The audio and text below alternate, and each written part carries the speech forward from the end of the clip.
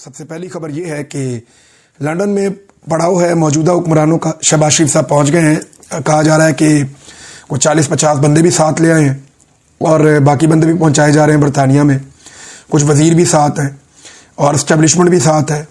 تو پورا جو لندن کے اندر حکومت کا اس وقت اسٹرکچر ہے اس کو لندن میں پہنچایا گیا ہے. کوشش یہ ہے کہ لندن ان کا بہت پرانا ایک ٹارگٹ تھا. برطانیہ میں شریف خاندان کی بہت مٹی پلیت ہوئی ہے, بڑا ان کا بیڑا غرق ہوا ہے. ان کا پرانا دور واپس نہیں آ رہا. یہ جہاں نکلتے ہیں لوگ ان کو برا بھلا کہتے ہیں. ابھی ایک نئی ویڈیو آ رہی تھی نواز شریف صاحب کی, ایک خاتون نے دوبارہ ان کے اوپر جو ہے وہ تنقید کے نشتر برسا دیے. وہ روزانہ ہی آتا رہتا کچھ نہ کچھ. ان کے بچوں کو ان کو لوگوں نے جینا حرام کیا ہوا تھا. ان کا وجہ یہ تھی کہ انہوں نے پاکستان میں کرپشن کی اور جواب نہیں دے پائے, منی ٹریل نہیں دے پائے. پھر پاکستان میں اسٹیبلشمنٹ کے ساتھ مل کر انہوں نے الیکشن چوری کر لیا, ظلم اور بربریت کا بازار گرم کر دیا. تو برطانیہ میں جو پاکستانی موجود ہیں انہوں نے ان کو تختہ مشق بنا لیا. وہ ان کے پیچھے پڑ گئے. انہوں نے کہا جی آپ کو جواب دینا پڑے گا. تو یہ وہاں منہ چھپاتے پھرتے تھے. اب لندن ان کا بڑا پرانا ہدف ہے اور اس دفعہ انہوں نے بڑی محنت کی ہے. میں آپ کو سیریسلی بتا رہا ہوں کہ میں نے اور صابر شاکر بھائی نے ایک ویلاگ بھی کیا تھا. ہم اس کے اوپر گزشتہ 1-1.5 ہفتے سے انفارمیشن لے رہے ہیں. انہوں نے بڑی محنت کی ہے. ایک ایک بندے کو چیک کیا, ایک ایک بندے سے بات کی, بے شمار لوگوں کی منتیں کی, بہت زیادہ پیسہ بھی خرچ کیا. ان کی کوشش یہ ہے کہ لندن کسی طرح ان کو واپس مل جائے. اب اس سلسلے میں جو ہے وہ ایک یہ جلسہ ٹائپ کا کرنے جا رہے ہیں بند انوائرمنٹ میں, اور یہ 20 تاریخ کو ہوگا. پاکستان تحریک انصاف کا یا اوورسیز پاکستانیوں کا یہ ایک بڑا امتحان بھی ہے. سوال یہ پیدا ہوتا ہے کہ کیا لندن کا قبضہ شریف خاندان لے پائے گا. میں سیاسی قبضے کی بات کر رہا ہوں. انہوں نے ایک امپریشن بنانا ہے نا. انہوں نے ایک امپریشن بنانا ہے کہ جناب کل بھی لندن ہمارا تھا, نواز شریف کا یہاں طوطی بولتا تھا, اور آج بھی لوگ ہمارے ساتھ ہیں. یہ چند لوگ ہیں جو انتشار پسند ہیں تو یہ یہاں فائدہ اٹھاتے ہیں. لیکن اگر بڑی تعداد میں اوورسیز پاکستانی نکل آتے ہیں یا پاکستان تحریک انصاف کی کال کے اوپر بڑی تعداد میں لوگ نکل آتے ہیں, ان کے پوسٹر وغیرہ سرکولیٹ ہو رہے ہیں, لیکن دیکھنا یہ ہے کہ کیا اتنی بڑی تعداد میں جیسے وہ ایکسپیکٹ کر رہے ہیں لوگ نکلیں گے. اگر تو لوگ نکل آئے تو پی ایم ایل این کے لیے ایک مصیبت بن جائے گی. اگر لوگ نہ نکلے تو یہ پی ایم ایل این اور پاکستان کی موجودہ اسٹیبلشمنٹ کی ایک بڑی کامیابی ہوگی. اب وہ پوری کوشش کر رہے ہیں کامیابی کی. انہوں نے پاکستان تحریک انصاف کے جو یہاں برطانیہ میں لوگ ہیں ان سے بھی رابطے کیے. انہوں نے بھی کہا ہے انہوں نے کہ جناب آپ ہمارا پروگرام ہونے دیں, آپ اپنا احتجاج کرتے رہے لیکن ہمارا پروگرام ہونے دیں. ایک جو شرط رکھی گئی وہ یہ کہ عاصم منیر صاحب کا فوٹو کوئی نہ لے کر آئے, یا عاصم منیر کے اوپر کوئی احتجاج نہ کرے, یا ان کے خلاف پروٹیسٹ نہ کیا جائے, انہیں غیر متنازع بنایا جائے. اب یہ پاکستان تحریک انصاف مانتی ہے یا نہیں, کیونکہ عمران خان صاحب کے ٹویٹس کے اندر تو بڑی وضاحت کے ساتھ وہ اب صرف عاصم منیر صاحب کو انہوں نے پنچنگ بیگ بنایا ہوا ہے اور وہ عاصم منیر کے اوپر جیل سے نشتر چلا رہے ہیں. عمران خان صاحب کا سارا اٹیک جو ہے وہ عاصم منیر صاحب کے اوپر ہے. تو لندن فتح ہوتا ہے یا نہیں ہوتا, یا لندن میں پی ایم ایل این جو ہے وہ اپنی سیاسی عزت بنانے میں کامیاب ہوتی ہے یا نہیں ہوتی, اس کا فیصلہ اگلے 24-48 گھنٹوں میں ہو جائے گا اور چیزیں آپ کے سامنے آ جائیں گی. تو یہ تو ناظرین نے برطانیہ میں جو ہو رہا ہے وہ میں نے آپ کے سامنے رکھ دیا. اس کے بعد یہ امریکہ جائیں گے اور امریکہ میں جا کے وہاں پہ یو این سے خطاب کریں گے. اس دفعہ بڑے جذباتی خطاب ہوں گے, کیونکہ گزشتہ 1 سال میں جو بھی غزہ میں ہوا, ایران کے ساتھ جو اسرائیل نے لڑائی کی, صرف 72 گھنٹوں میں اسرائیل نے 6 ملکوں پہ حملہ کیا تھا. 6 ملکوں پہ 72 گھنٹوں میں.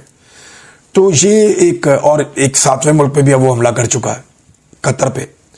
تو ان ساری چیزوں کو پلس مائنس کریں تو یہ اس مرتبہ جو یونائٹڈ نیشن کا اجلاس ہونے جا رہا ہے کوئی سادہ اجلاس نہیں ہے.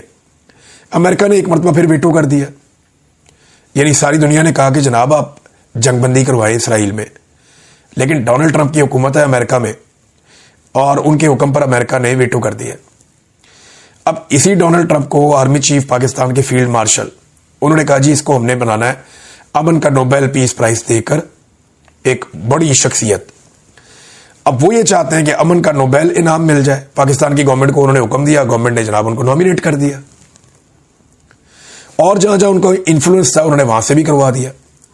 لیکن بات یہ ہے کہ ڈونلڈ ٹرمپ کو امن کا نوبیل انعام تو تب ملے نا جب پوری دنیا کہہ رہی ہے کہ غزہ میں بچے مارے جا رہے ہیں, جو عام شہری ہیں فلسطینی وہ شہید ہو رہے ہیں, لہذا جنگ کو روکو.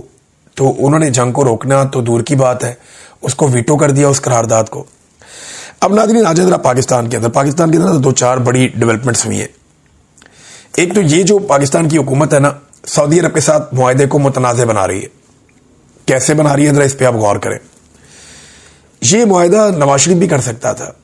یہی پروٹوکول جو شہباز شریف کو ملا ہے نواز شریف لے سکتا تھا 2015 میں. یہی معاہدہ عمران خان کر سکتا تھا. یہی سارے پروٹوکول، یہ ساری چیزیں عمران خان بھی لے سکتا تھا 2018 سے 2022 کے بیچ میں. یہی معاہدہ اگلی حکومت بھی کر سکتی تھی آنے والی. لیکن شہباز شریف نے یہ معاہدہ کیا اور بغیر پارلیمنٹ سے بات چیت کیے. کوئی اس میں جو طریقہ کار ہوتا ہے کہ آپ ایک ملک سے معاہدہ کرنے جا رہے ہیں، اس کا ایک قانونی آئینی طریقہ ہے نا، لیکن انہوں نے کر دیا شہباز شریف صاحب نے. اب معاہدہ کرنے کے بعد اس کو پولیٹیسائز کر رہے ہیں. پاکستان میں جو اپوزیشن جماعتیں ہیں ان کو ٹاؤنٹ کر رہے ہیں. انہیں یہ کہہ رہے ہیں دیکھو ہم نے یہ کر دیا، دیکھو ہم نے وہ کر دیا. بھئی آپ نے کوئی معاشی معاہدہ نہیں کیا ان کے ساتھ. وہ پاکستان میں کوئی سرمایہ کاری لانے کا معاہدہ نہیں کیا. سمپل آپ نے اپنی فوجی خدمات ان کو دی ہیں. سمپل یہ ہے. سعودی عرب کو ایک طاقتور فوج کی سپورٹ چاہیے تھی، پیسے ان کے پاس ہیں تو آپ نے اپنی وہ سپورٹ انہیں دے دی. یہی ہے نا ایک دفاعی معاہدہ. دیکھیں اب سعودی عرب کے اوپر کوئی حملہ کرے گا تو پاکستان کے فوجی جا کر لڑیں گے، بری بات نہیں ہے. لیکن کیا پاکستان پہ کوئی حملہ کرے گا تو سعودی عرب کے فوجی آ کر لڑیں گے؟ سوال پوچھنے والا یہ ہے. ان کے پاس پیسے ہیں، وہ پیسے خرچ کریں گے. آپ کے وہ فوج ہے، آپ فوج خرچ کریں گے. سادی بات یہ ہے. اور یہ باقاعدہ جو اس حکومت کے ہرکارے ہیں یا اسٹیبلشمنٹ کے ٹاؤٹس ہیں، وہ اپنے منہ سے یہ کہہ چکے ہیں کہ یہ اتحاد اسرائیل کے خلاف نہیں بنا. یہ جو امت مسلمہ کو چورن بیچا جا رہا ہے نا، پاکستانیوں کو بیوقوف بنایا جا رہا ہے کہ شاید یہ اتحاد اسرائیل کے خلاف ہے، تو ایسا نہیں ہے. مسلمان ملکوں نے اسرائیل سے نہیں لڑنا کیونکہ امریکہ ناراض ہو جائے گا.